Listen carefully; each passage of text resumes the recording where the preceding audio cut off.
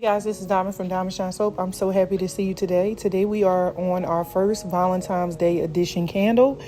Now, if you love these videos, go ahead and hit the like button real quick. I want you to subscribe to the channel so you do not miss the free soap videos that will be coming up this week.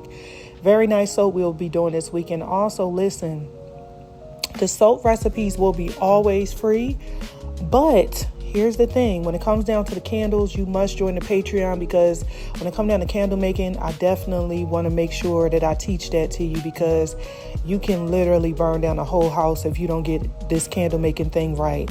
So you got to join the Patreon, and if you click the link in the description box, it will take you there.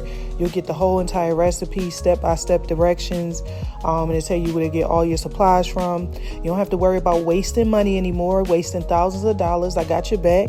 All right, you all taken care of. Okay, so for today's project, we are making a rose bowl Valentine's Day candle. This is the first candle on our Valentine's Day menu, okay? So I hope you guys are pretty excited. I got my little rose molds on Amazon. They are super cute. They were very inexpensive. I hate the size of them, but I love the outcome. It was just so perfect for this project. I'm stirring in my fragrance, guys. Now, it'll take you about 2 minutes to stir in fragrance. If you are new to the Patreon and you need to know that, listen, it's really important that you stir it in, because if it does not bind, you won't smell the candle at all. Or if you pour the candle into the jar vessel and you see oil in the bottom of it, that means that it did not bind. All oils are not compatible with wax, so you make sure you pay attention to that, okay? Now I'm filling up this particular bowl, and this bowl held about 10 ounces of wax. I didn't want to fill it up too much because I was putting the flowers in it. Just the same, like if I'm piping it, I don't want to fill it up way too much. But, you know, this was a little bit better, because when I usually pipe something, honey, you know, you can't really fill it up too high at all right? So I'm basically, now I'm in okay, so let me explain this to you guys. Whenever you are making these kind of candles, take your wicks and twist them, okay? That way they don't be falling over during the process of solidifying. So now what you see me doing is pulling those wicks apart. I had to do that when the candle was a little bit warm.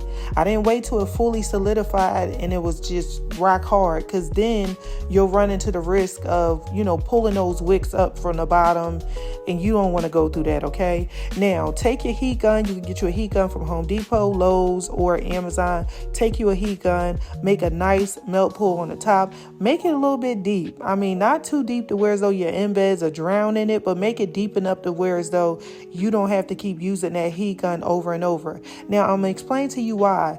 If you use the heat gun over and over, you will literally take the hot throw out the top of the candle. So your customer will have to burn all the way past the embeds down to maybe a ½ inch just to get to a hot throw. So they'll basically be complaining that they don't smell the candle. And you don't want that, okay?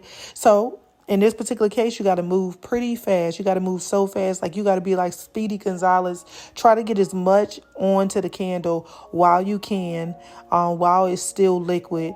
And, you know, during this process, yes, it will solidify. So just take like a corner and start putting your embeds, like doing the corners and stuff like that. The goal of this whole game is do not allow the heat gun to sit on top of the embeds for a long time, because it will bleed onto the candle. And not only will it bleed onto the candle, like I just said, it will mess up your hot throw. So I'm just basically putting as many embeds as I can onto this candle.